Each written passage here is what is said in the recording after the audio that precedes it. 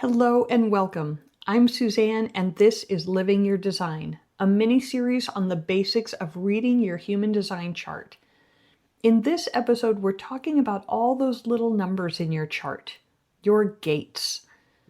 So we talked about the centers, those 9 shapes that make up your chart and what it means when they're colored in or white, defined and undefined. Next, we're going to talk about all those little numbers you see inside each shape. Now, we're not going to get into the specifics of all 64 numbers today, just an overview of what they are and how they work in your design. These numbers are called gates, and they are what determine whether your centers are defined or undefined. They also add energetic flavor to your centers. There are 64 of these gates, and like the centers, they are either defined or undefined. Each of the 64 gates corresponds to the 64 hexagrams of the Chinese I Ching. Now, the basic philosophy of the I Ching, and this is very basic, is that everything is in motion.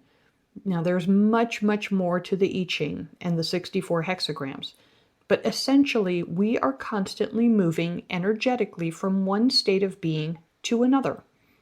So each of these 64 gates represents a type of energy. From gate 1, the gate of self-expression, to gate 64, the gate of confusion, we experience all of these energies throughout our life. And just like the centers, if a gate is defined or colored in on your chart, you will have more steady access to that energy. And if it's undefined, that energy will be open or more fluid for you. Now, I mentioned that these gates determine whether your centers are defined or undefined. So how does that work?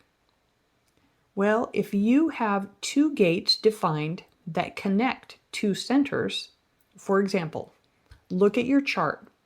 If you have gate 52, which is in your root center, defined, and gate 9 in your sacral center, also defined, they will form a channel connecting the root and the sacral, making both of those centers defined. So where you see 2 defined gates that connect to form a colored line in between 2 centers, that's a defined channel. Is this starting to make a little bit of sense now?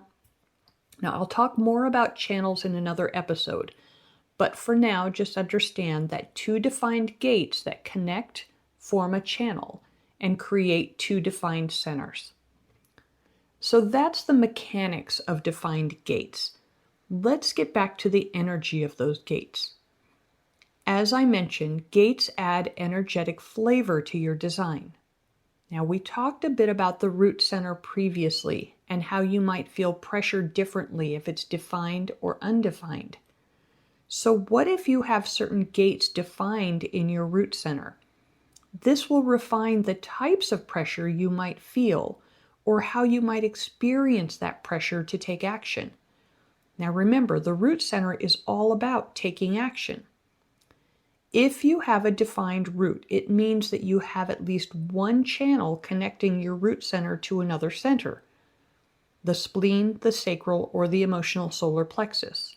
Okay, those are the 3 connected directly to your root center. Now, you could be connected to all 3, or just 1 or 2. We'll get into those channels in the next episode on channels.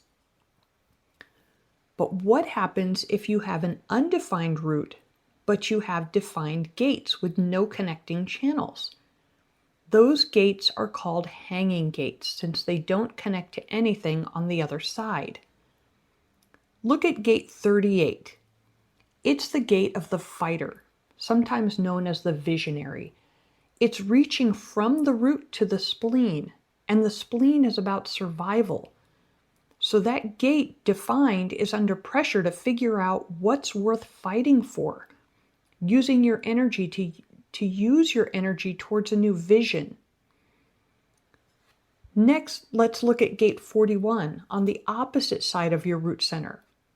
It reaches toward the emotional solar plexus. This is the gate of fantasy or imagination. And you might be wondering what the heck fantasy has to do with pressure or taking action.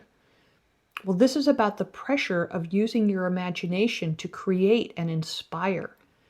You see the possibilities and you can imagine what's possible for humanity. Your open root center will require you to be discerning and to learn to differentiate what pressure is yours and what isn't. Okay? Having a big new vision from your gate 38 or an inspiration from your gate 41 is a gift. But remembering to follow your type and strategy is important, and not falling into the pressure to do too much because others are saying go, go, go.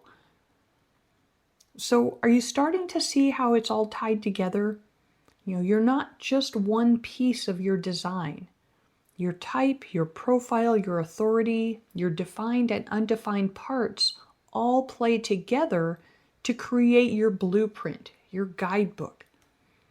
And the more familiar we become with our guidebook, the better we become at making clearer decisions and living with less resistance. We stop trying to be like everyone else and start living in tune with our own design, which makes life so much easier to navigate. Now, if you're working with the Living My Design journal, notice what's landing for you right now with the gates. On the gates page, take some time and fill in your defined gates. You can copy them from your chart that's on page 2 of your journal. Filling them in like this will help you become more familiar with them. Then jot any notes you discover about your defined gates on the gates note page. I did a 64-week series on Substack with the 64 gene keys. Now, the gene keys are a deeper exploration into the 64 gates, along with notes from the I Ching as well. So I'll put a link to that series in the podcast show notes for you if you'd like to explore them. If you don't have the Living My Design journal yet, it's there for you whenever you want a dedicated space to explore your design. The link is in the show notes and it's on my website with the other reports. Stay tuned for the next segment where we'll tie these gates and channels together and with what we call your circuitry. So I'll see you there.